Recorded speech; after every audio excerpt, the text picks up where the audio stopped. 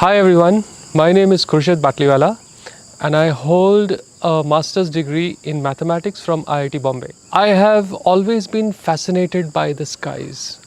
Ever since I was a young child, I would always look up in the heavens and be in utter wonder and utter awe of what mysteries could be hiding up there.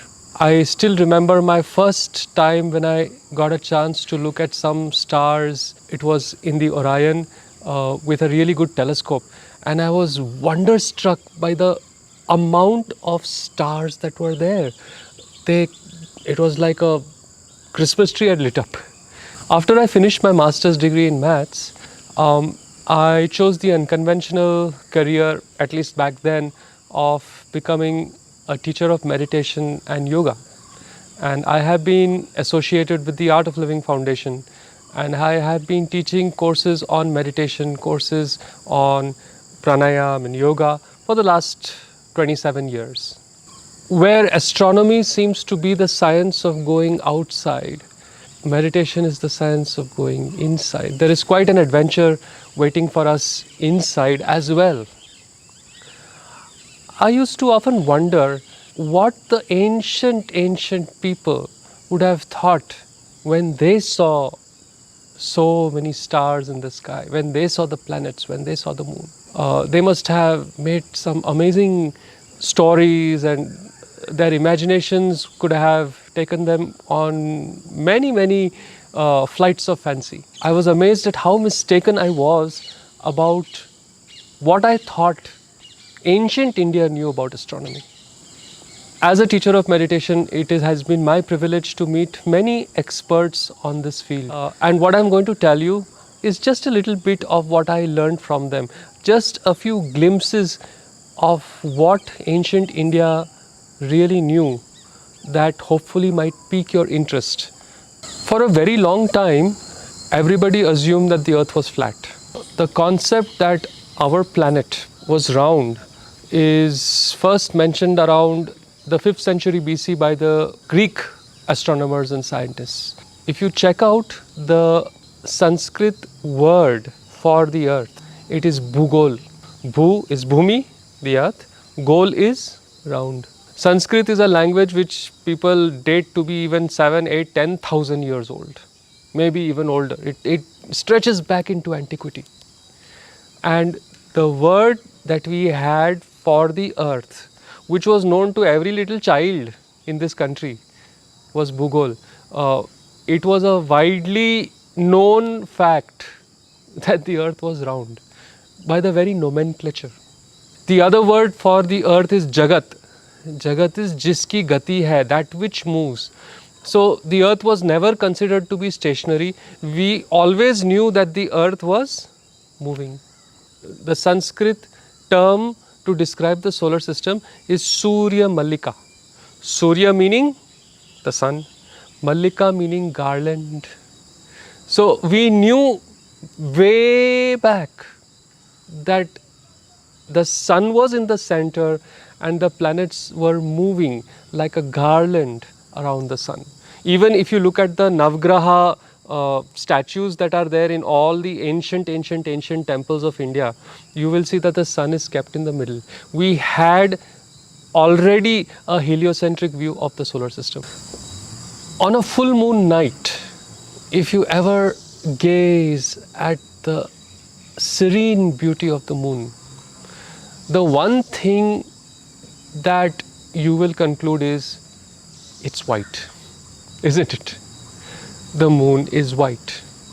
Yet, as far back as the Atharva Veda, there is a shloka which says, Chandra Madhi Krishnam. Chandra, moon, Madhi, soil, Krishnam, black. They said that the soil of the moon was black. And this was verified only when we actually landed on the moon and we got a sample from the moon and we realized, oh my God, yes, the soil of the moon is black. This is not a coincidence. This is an insight. This is deep thought. Let's turn our attention to the Scorpio constellation. Yes, in Scorpio there is a star called Antares. It's considered to be between the 10th and the 15th brightest object in the sky. If you think about it, ancient Indians definitely knew a lot of science, right?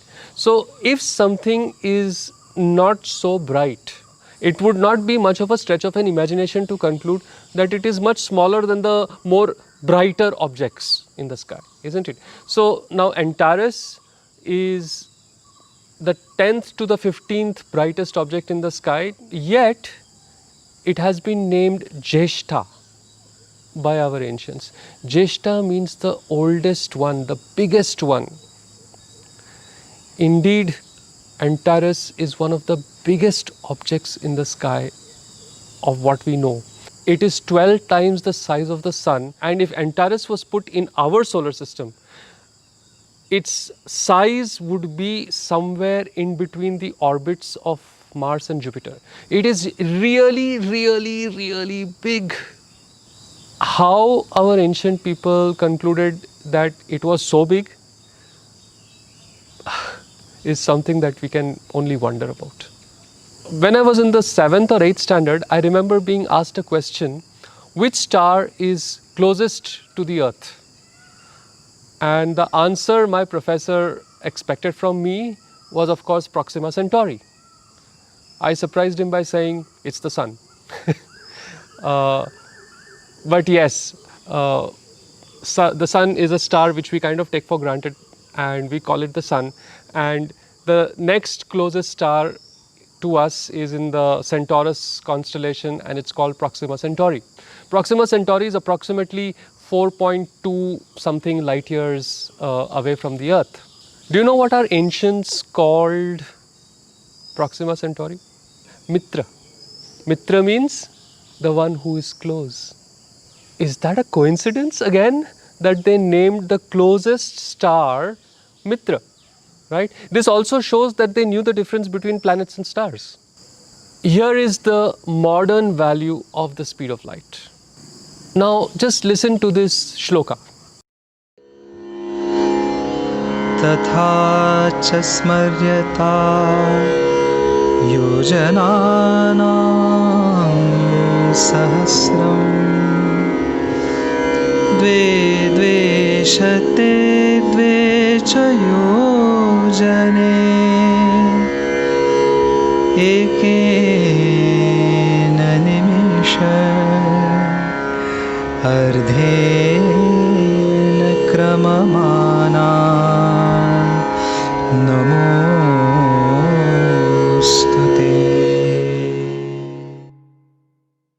One nimisha is the amount of time it takes you to blink your eyes.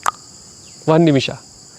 And a yojana is around 8 miles. There is a lot of debate about this, but if you take the yojana to be somewhere near 8 or 9 miles, this particular shloka that we just heard is actually a formula to calculate the speed of light. And if you check out this value, you will find that it is remarkably close to the modern value of the speed of light. When people get married in the traditional way in India, the husband and wife are asked to step out of the mandapam and look at a particular star in the sky called Arundhati Vasishtha. Now, Arundhati and Vasishtha were supposed to be the ultimate married couple. She was always devoted and totally loved her husband. And Vasishtha, the great Rishi, was the most amazing, loving husband that you could think of for Arundhati. This is amazingly illustrated by this twin star system, which, by the way, in modern nomenclature is called Alcor-Mizar, that the two stars rotate around each other. It's not that one is in the center and the other rotates around it, but the two stars actually rotate around each other. Their destinies tied in a synergistic dance. just the way a husband and wife should be. Like, it is not that the husband should be in the center and the wife goes around him, or the wife should be in the center and the husband goes around her. It should be that the husband and the wife dance their destinies, keeping each other's interests, passions, and love in mind. I could go on and on and on about astronomy, but I want to end with two things which are not really astronomically related but absolutely fascinating even then. The first is, if you look at the pillar standing outside the Qutub Minar in Delhi today, it is made of iron, and that iron is rust proof. The terrible pollution of Delhi, the crazy fumes, the moisture, all that has done nothing to this pillar. There is no doubt about it that it is iron. There is no doubt about it that it doesn't rust. And till today, we do not have the technology to create rust-proof iron. Also, it is not a pillar that is unique or alone. There are many such pillars scattered all around the country, some in very, very remote villages, which meant that the ability to create this was not an elitist thing, but normal general people knew how to make them.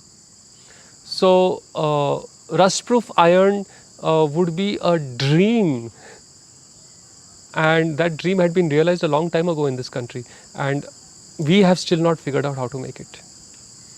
To end, I would like you to listen to this particular shloka.